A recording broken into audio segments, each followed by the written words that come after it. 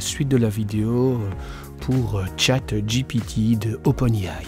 Donc maintenant que on a créé un compte, on va se connecter pour la première fois au compte et on va le tester. Quand on se connecte pour la première fois au compte, il vous demande quelques petites informations. On remet évidemment son identifiant, son mot de passe. Il m'a demandé précédemment quel était mon nom et mon prénom. On lui donne d'abord le prénom puis le nom. Il demande aussi le numéro de GSM.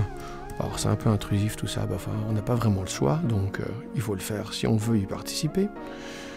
Et on reçoit un code pour valider notre compte.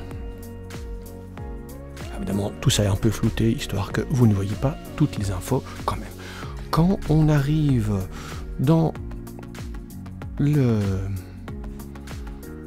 chat, on arrive sur cette interface-ci. Alors il y a deux modes qu'on peut utiliser dans le chat.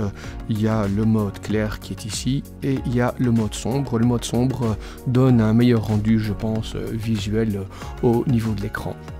Alors on a aussi la possibilité juste ici en dessous de lui poser des questions et simplement de valider sa question ou comme ça il l'exécute. Alors c'est un programme, c'est une application qui vient d'être lancée en décembre 2022, donc c'est tout récent. Alors l'interface est en anglais, mais on peut lui poser les questions en français. On va lui poser une question toute simple, je connais déjà la réponse, il ne va évidemment pas pouvoir me la donner pour une raison toute simple. Donc on lui demande qui va gagner la Coupe du Monde de football 2022. Les quarts de finale viennent de se terminer, donc on a le dernier carré. Et voilà ce qu'il va nous répondre, en espérant que ce soit pas trop long. Donc vous voyez, il est désolé, il n'est pas en mesure de prédire l'avenir. C'est un petit peu logique, et étant donné qu'en plus il a été entraîné pour que ses connaissances s'arrêtent en 2021. Donc en plus il navigue pas sur internet de manière récente, donc voilà bien la preuve que c'est de l'intelligence artificielle. Il va vous créer une réponse, il va construire sa réponse, mais il va pas aller compiler des choses qui se trouvent sur internet. Alors c'est évident que comme il a été entraîné, il pourrait y avoir des similitudes avec des choses qui se trouvent déjà sur internet. Alors, on va lui poser une question un peu plus basique. Moi je suis enseignant, donc pour l'enseignement,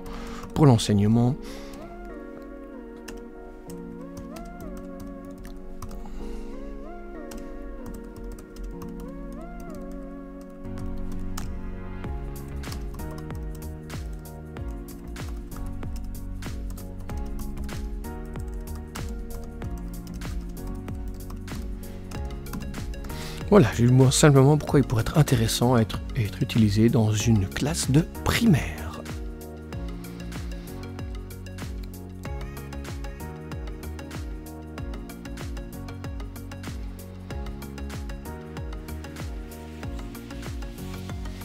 Alors il nous dit qu'il pourrait aider les élèves à apprendre des nouveaux mots, à améliorer leur orthographe, leur grammaire en corrigeant leurs devoirs et leurs travaux d'écriture. Il pourrait également aider les élèves à comprendre des sujets difficiles en leur fournissant des explications simples et concises.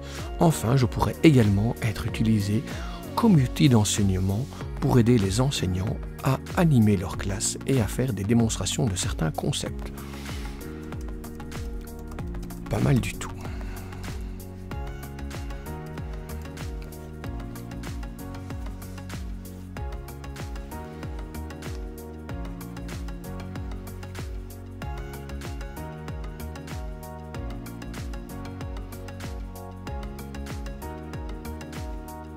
En plus, il est modeste. Vous voyez que chaque fois, sur le côté droit de sa réponse, on peut mettre un petit pouce positif ou un petit pouce négatif. Alors, on va lui poser une petite question beaucoup plus simple, du moins je l'espère pour lui. Invente un mot croisé sur le thème de la robotique pour des élèves de 6e primaire.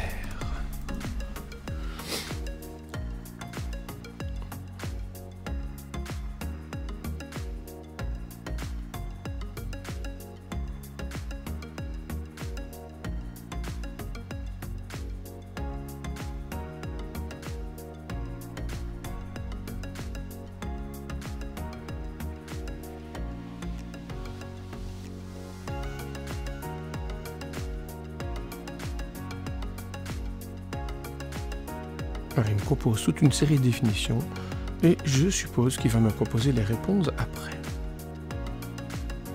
Voilà, les réponses arrivent. Donc robot humanoïde, androïde, un ordinateur qui contrôle un robot, un ordinateur de contrôle, pas terrible ça par contre. Voilà. Oui, bof. Je suis pas convaincu par ce qu'il m'a répondu.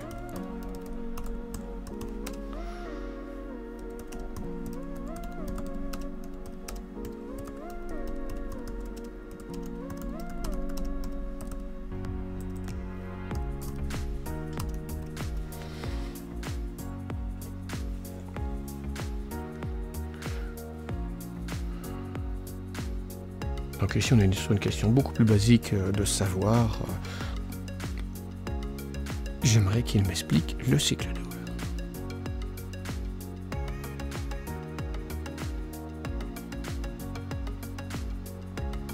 Oui, il vient sur les 4 étapes du cycle de l'eau et manifestement il va me détailler chaque partie.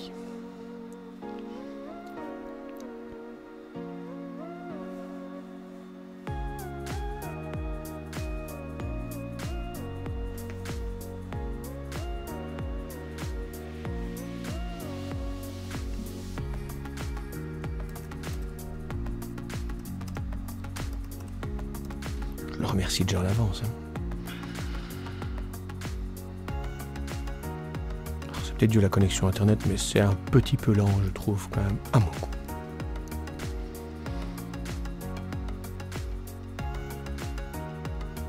Sinon, les explications sont relativement claires.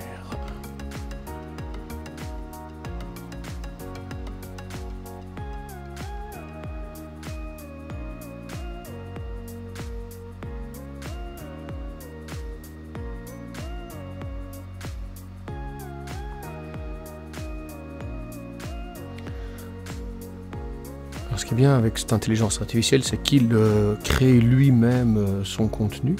Donc, il va me construire vraiment sa réponse. Hein. Donc là, il n'a pas été me faire une compilation de ce qu'il y avait sur Wikipédia ou sur d'autres sites. Alors, on continue.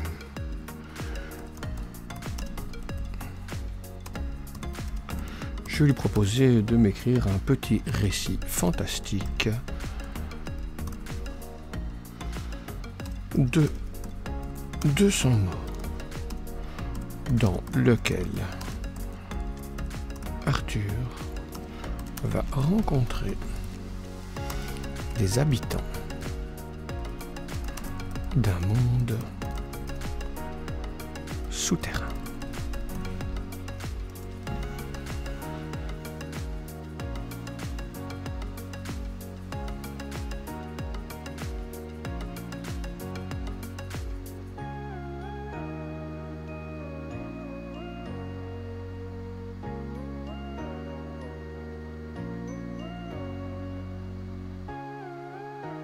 Ouais, c'est pas mal du tout. Hein. Donc il est en train de m'écrire le petit texte que je lui ai gentiment demandé. Et il me fait un petit récit.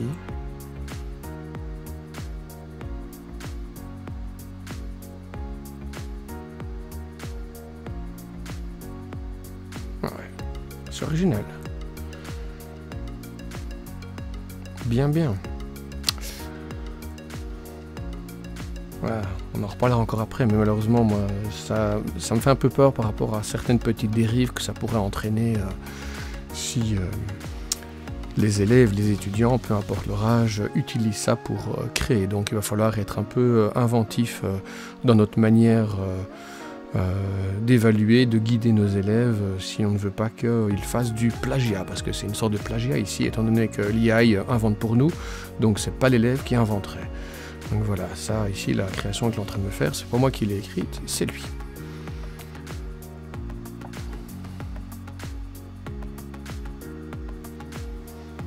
Allez, on va revenir après sur une question un peu plus fermée de mathématiques, où là, j'espère qu'il me donnera une petite explication.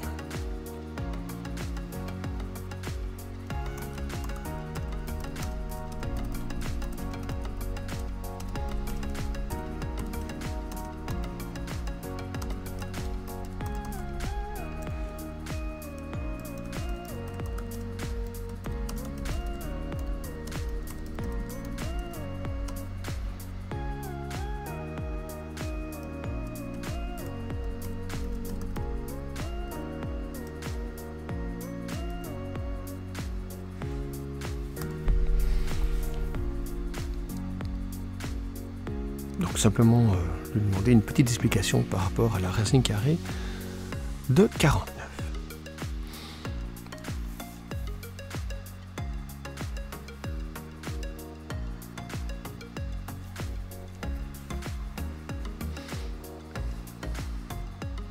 Ouais, c'est pas mal hein, ce qu'il donne comme explication.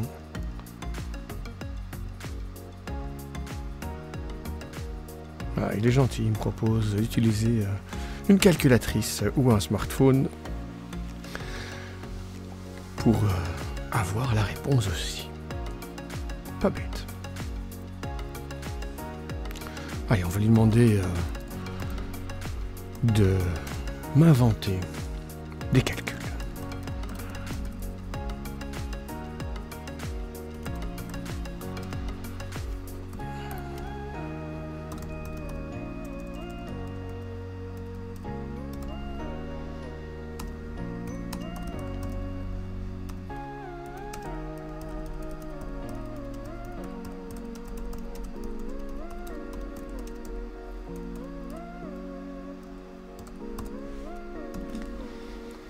Ouais, sa réponse est très fournie hein, par rapport à la racine carrée. Ouais. Alors ici, je vais lui demander de m'inventer 10 calculs à trous en soustraction écrite avec des nombres décimaux. Je suis vraiment curieux de savoir s'il va me trouver quelque chose. J'imagine que oui, hein. Mais quelle réponse il va me donner? Et surtout s'il va me donner les bonnes réponses après. Ah oui, d'accord. Ouais, je m'attendais pas à ça. Ouais, je m'attendais à des petits calculs lacunaires avec des petits trous aux endroits où l'élève devait rechercher un chiffre, par exemple. Mais c'est pas grave. C'est sans doute moi qui n'ai pas été assez précis dans ma consigne. C'est pas bien grave.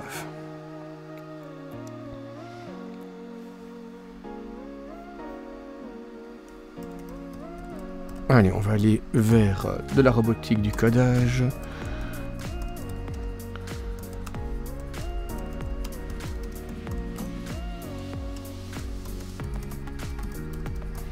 Et on va lui demander de nous expliquer ce que c'est un PID, un terme anglais,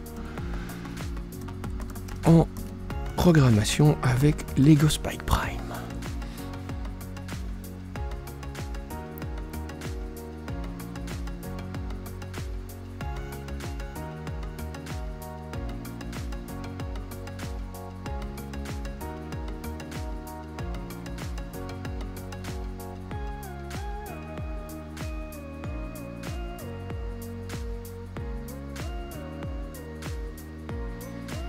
Ouais, c'est exactement ça. Hein. Donc il explique que le PID est pour maintenir une direction et que le système corrige en fait chaque fois que le robot éventuellement s'éloigne légèrement de la trajectoire.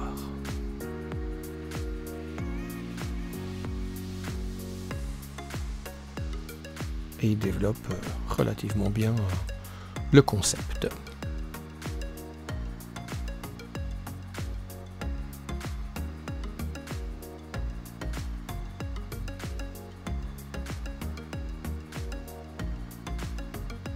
Ouais. Et il va à chaque fois sur les 3 parties, hein, la partie proportionnelle, intégrale et la dérivée.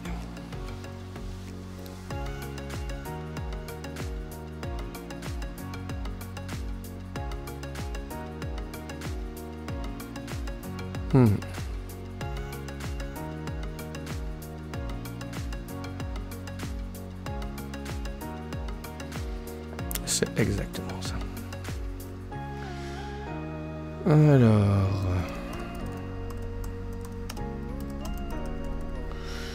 je vais lui demander un petit programme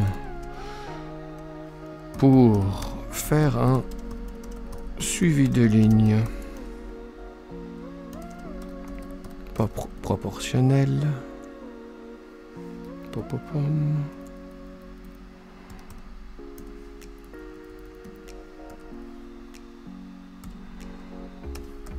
Avec Lego Spike Prime. Et je vais lui demander de me le faire en Python. Curieux de voir sa réponse.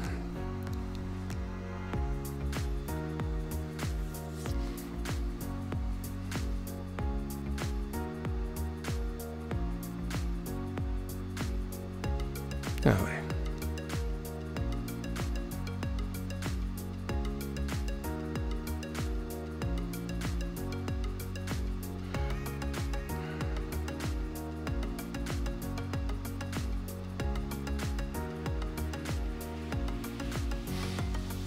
Évidemment, là, il est pas tout à fait dans... Oh non, non, ça va. C'est pas mal du tout, oui, exactement. Ouais, c'est pas mal. On pourrait pas réinjecter comme ça sous forme de copier-coller dans Python, dans la partie du Lego Spike Prime, mais néanmoins, il vous explique quand même certaines petites choses qui sont pas mal du tout.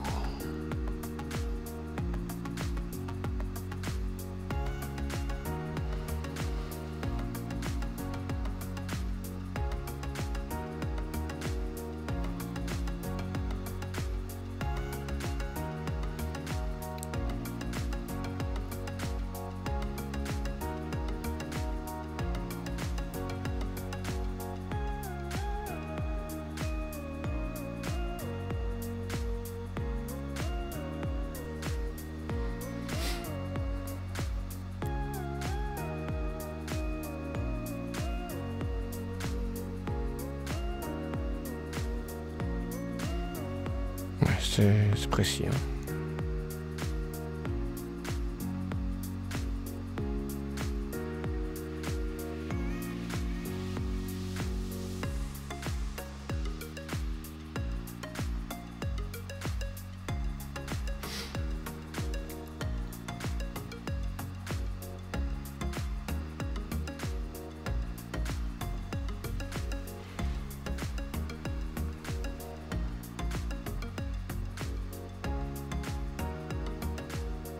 Là, il réfléchit. J'espère qu'il n'a pas bugué.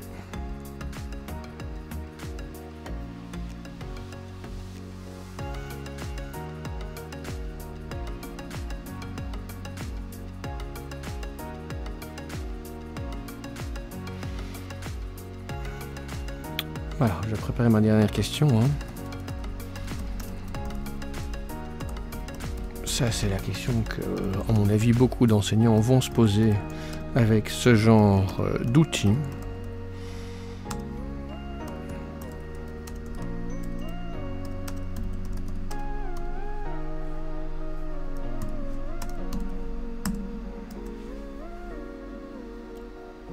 Ouais. Alors là, moi je crois qu'il s'est un peu planté. On va le relancer. Et je lui pose ma dernière petite question.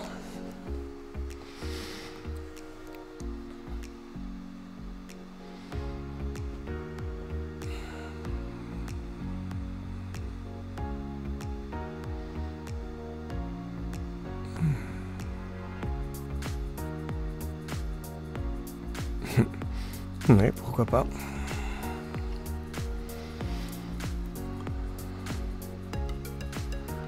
C'est assez logique.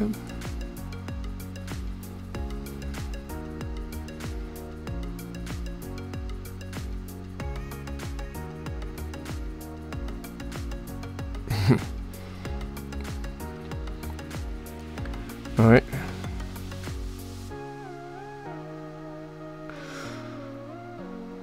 Alors moi je pense qu'il y a aussi quelque chose, j'espère qu'ils vont en parler, mais qu'il faudrait aussi sensibiliser les élèves, hein, parce que je pense que ce genre d'outil peut être hyper intéressant, mais c'est pas ça qui va les rendre plus intelligents, ils auront la réponse le moment même.